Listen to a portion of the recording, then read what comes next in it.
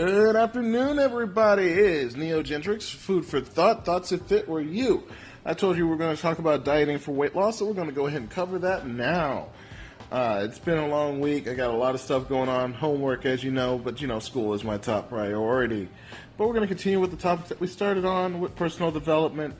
I will be going back and forth between different things here and there, but if there's something you want me to stay on and focus on a little bit more, you know how to get a hold of me on Anchor or on my Facebook or any of the other stations that I'm available on now, including Google Play, iTunes, and whatnot. So, moving on. What is dieting for weight loss? Well, most of us have gone on a diet at some point in our lives, but do we really understand what dieting is all about? This is, again, like I said, stuff that one needs to consider. Or are we just following the latest trends from magazines or celebrities? I'm going to tell you this right now. This does not apply or work for a lot of people. Many people follow these diet systems as the Atkins diet, the 5-12 diet, or the Slimming World without really understanding the basic requirements for losing weight. They're just slavishly following the list of what you can have for breakfast, lunch, and even meals. Often buying the specialist cookbooks and ingredients along the way and look forward to reaching that all-important target weight, whereupon they go back to eating what they were always eating and gaining that weight back. After all, you can't live on pineapples and celery salad forever, can you? I mean, if you can, great for you, but not everyone else can do that. Dieting is hard, okay?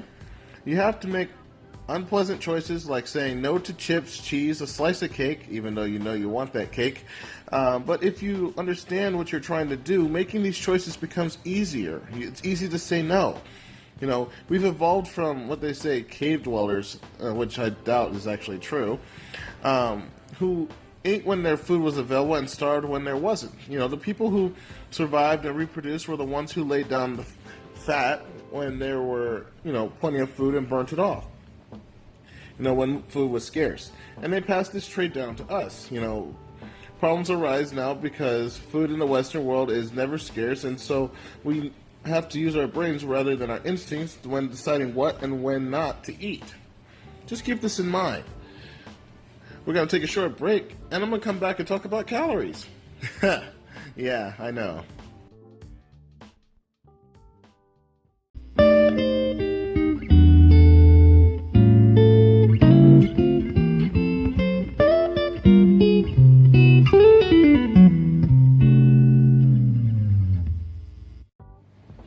Alright, we're back. We're going to go ahead and pick up with calories.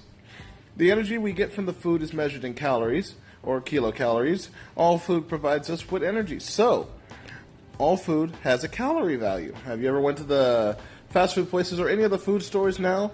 They now have a calorie menu alongside their prices. And according to law, they're not allowed to put the prices for anything until they put up a list of all the calories. So, the amount of energy we use is also measured in calories as well. Our bodies use energy to survive, to breathe, to walk or run, basically talk or think. We use these calories all the time, regardless of what we're doing, okay? By the way, golden rule for weight loss. The relationship between the amount of energy we use and the amount of energy we eat is very simple. If you eat more calories than you use, you gain weight. If you use more calories than you eat, well, you'll lose weight. Just keep this in mind.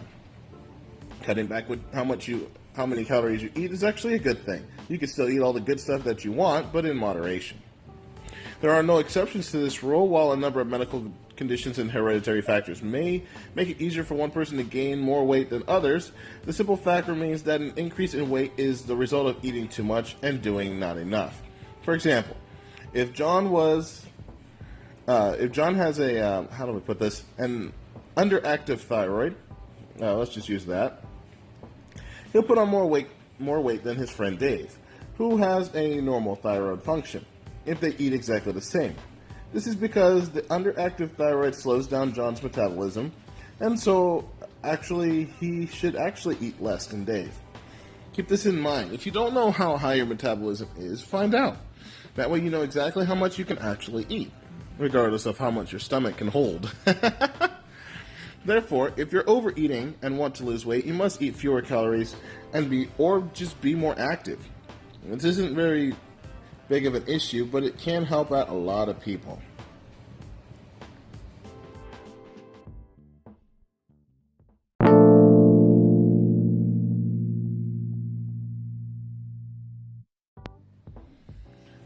Next is dieting. Yeah, kind of the whole point of this, isn't it? There are a vast array of different diets that aim to help you eat fewer calories than you would normally. You know, which approach should you choose depends largely on the sort of person you are and the individual circumstances.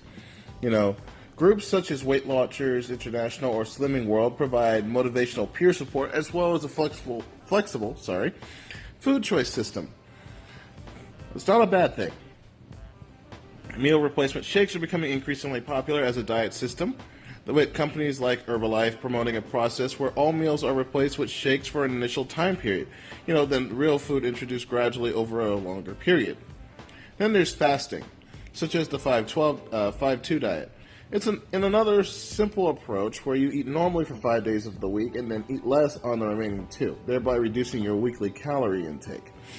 Calorie counting is the other one. It remains the most flexible approach to dieting. This involves deciding how many calories you require for your activity level and choosing foods throughout the day accordingly. Calorie counting takes some thought and planning, however. But it is made easier by a number of mobile apps such as MyFitnessPal and Samsung Health that help keep track of your intake and requirements. Portion size is key, and even using a calorie tracking app absolutely honestly is required to match the size of the portions you ate to the amount of you entered in the app. Since weighing food is very, very important. Sorry, I'm having a hard time talking today.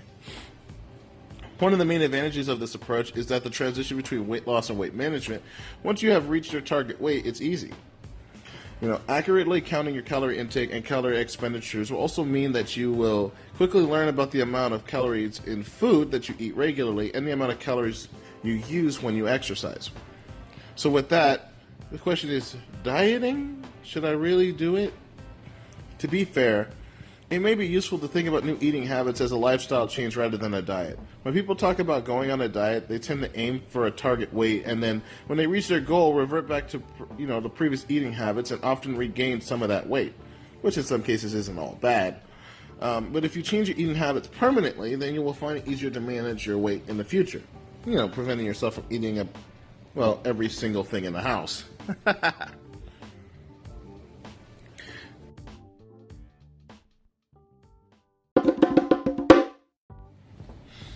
Next is exercise. Increasing your activity level is very important when you are trying to lose weight. For example, a daily walk of 20 to 30 minutes not only increases the number of calories that you use, but it will also make you feel better. And it is sometimes everyone can do easily. It's basically something everybody can do. Exercise often also helps regulate the feelings of hunger, so you're likely to want to eat less too, depending on how much exercise you actually do. The more vigorous the exercise, the longer you exercise for, the more calories you will use. However, make sure you check with your doctor before you start to exercise. Start your program gradually, as you may experience some muscle soreness at first. Although increasing your activity level is important for weight loss, it will only work, however, if you combine it with controlling your food intake.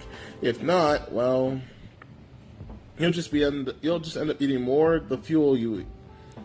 Well, I guess the best way to word this is you'll be eating more fuel, but you're not increasing your activity level, and your weight will never change. It'll just continue to go up. So there's that.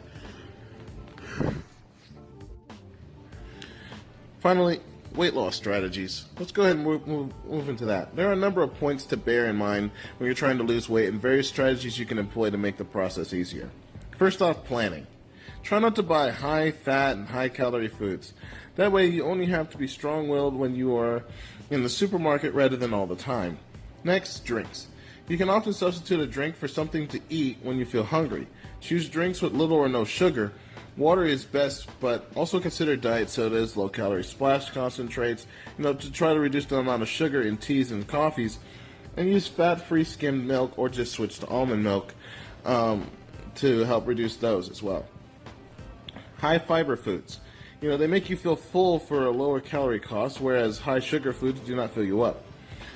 I will probably cover that later if someone asks, but if not, I will just leave it as it is. If you don't know what a high fiber food is, go ahead and look that up. Portion size is also key. It's very common for people to eat too large of a portion of everything. So just reduce your portion sizes if you want to lose weight. And if you're still hungry, fill up on fresh vegetables. They don't have a high calorie intake. Next is the plate size. A small plate heaped with food is more satisfying than the same amount in a half-empty large plate. Also, tell everyone you are watching what you eat so that they don't try to give you stuff that you can't have. Okay, because if you keep quiet, people will still offer you cakes and sweets, whereas if they know you're on a diet, it'll be easier to refuse. Family and friends can help you stick to your goals, if not make fun of you every time you try to grab that extra slice of cake. Then this will keep you in line. Also, don't just rely on weight. Get a garment that is tight and monitor your progress by how loose it gets. Make the changes, that don't really cost you anything. For example, substitute full-fat mayonnaise with a lower fat alternative. You can still have the stuff you like, but in fewer calorie counts and in fewer portion sizes. This will also help adjust your taste buds. By using skim milk or almond milk, after about 2 weeks, you'll start to prefer that over the whole milk. Matter of fact, after a while, you'll start to hate the whole milk. I can say this for sure, I don't mind whole milk anymore, but I have grown accustomed to just drinking almond milk. Usually unsweetened, but with that I can get it in any flavor. And the calorie content is a lot lower. Next, and finally, monitor your progress. Weigh yourself once a week at the same time of day, every day, if you're going to. Morning before breakfast is usually the best. Keep a weight record so you can monitor your progress. Okay?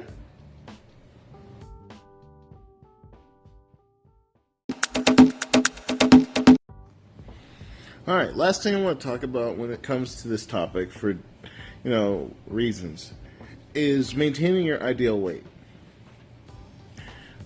So, question is, what is your ideal weight?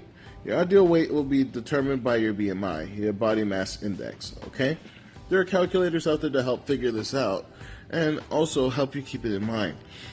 With that in mind, your body mass index basically determines how much you should weigh within a specific range based off of your height and your age.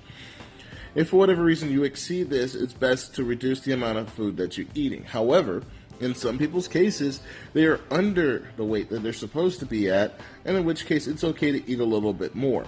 That doesn't mean gorging out or stuffing yourself endlessly, it just means you need to eat a little bit more. As for those with high metabolisms, being able to maintain a record of what they eat, how often that they eat, since they eat so much and their body burns it, is probably better. However, once you've reached your target weight, you're not home and dry yet.